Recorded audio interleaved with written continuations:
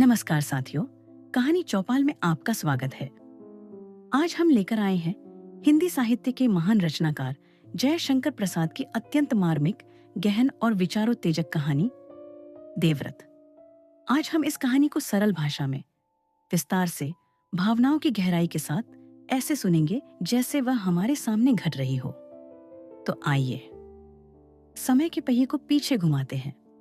एक दिन सुबह सुबह जब आसमान में हल्की रोशनी थी, सुजाता एक पेड़ के नीचे बैठी थी। आंखें बंद थीं, पर मन कहीं और था। तभी किसी ने धीरे से कहा, वंदे। उसने आंखें खोली। सामने था आर्यमित्र। आर्यमित्र भी उसी विहार का भिक्षु था, लेकिन वह बाकी साधुओं जैसा नहीं था। वह पढ़ा लिखा था, वैद्य था, लोगों का इलाज करता था।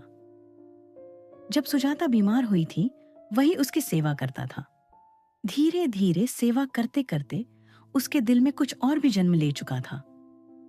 दोनों एक दूसरे को देखते रहे। कुछ बातें हुई, पर असली बात कोई नहीं कह पाया।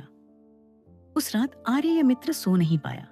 सच यह था, वह पहले भिक्षु नहीं था। वह एक साधारण युवक था। उसका जीवन अलग था, और सबसे बड़ी बात, सुजाता उसकी होने वाली पत्नी थी।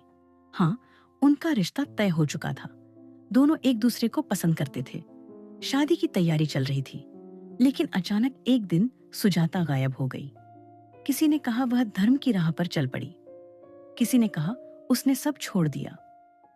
आर्यमित्र उसे ढूंढता रहा, और जब पता चला कि वह इस विहार में है, तो वह भी भिक्षु बनकर वहीं आ गया, सिर्फ उसके लिए। एक शाम सूरज ढल रहा था। समुद्र की लहरें धीरे धीरे आकर रेत को छू रही थीं।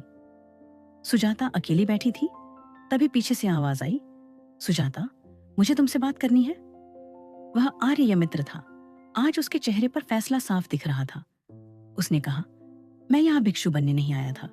मैं तुम्हें ढूंढते ढूंढते यहाँ आया हूं। मैं आज भी तुमसे प्यार करता हूं।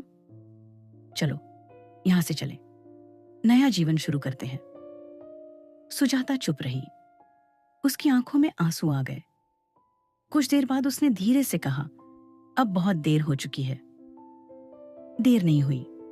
आर्यमित्र बोला, तुम यह वस्त्र छोड़ दो, हम शादी कर लेंगे। सुजाता ने सिर झुका लिया। फिर उसने वह बात कही जो उसके दिल पर बोझ बनी हुई थी। उसने बताया, वह पहले देवदासी बना दी गई थी। धर्म के नाम पर उसे मंदिर में समर्पित कर दिया गया था। उसकी इच्छा किसी ने नहीं पूछी। मैं अब तुम्हारे लायक नहीं हूं, उसने कहा। आर्यमित्र का दिल टूट गया। उसने कहा, मुझे तुम्हारा अतीत नहीं चाहिए, मुझे तुम चाहिए। लेकिन सुजाता ने मना कर दिया। मैं तुम्हारी जिंदगी पर अपना दुख नहीं डाल सकती। उनकी बातें किसी ने सुन ली थीं।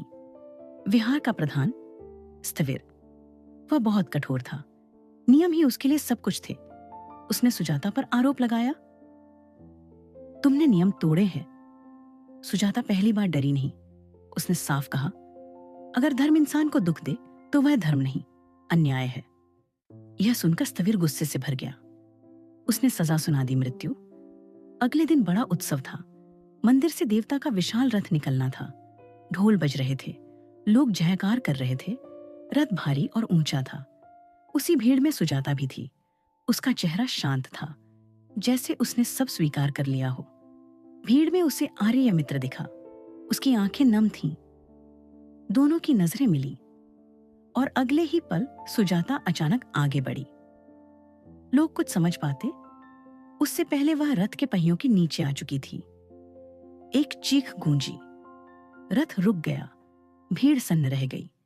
नीचे सुजाता थी, ऊपर देवता का रथ। लोगों ने इसे हादसा कहा, पर आर्यमित्र जानता था यह एक सवाल था। एक ऐसी आवाज जो कह रही थी, अगर धर्म इंसान की खुशी छीन ले तो क्या वह सच में धर्म है? दोस्तों, यह कहानी सिर्फ सुजाता की नहीं है। यह हर उस इंसान की कहानी है जिसे समाज ने नियमों के नाम पर कुचल दिया। यह हमें सोचने पर मजबूर करती है, क्या इंसान धर्म के लिए बना है या धर्म इंसान के लिए? सोचिएगा। फिर मिलेंगे एक और गहरी, संवेदनशील और बेहतरीन कहानी के साथ, कहानी चौपाल पर।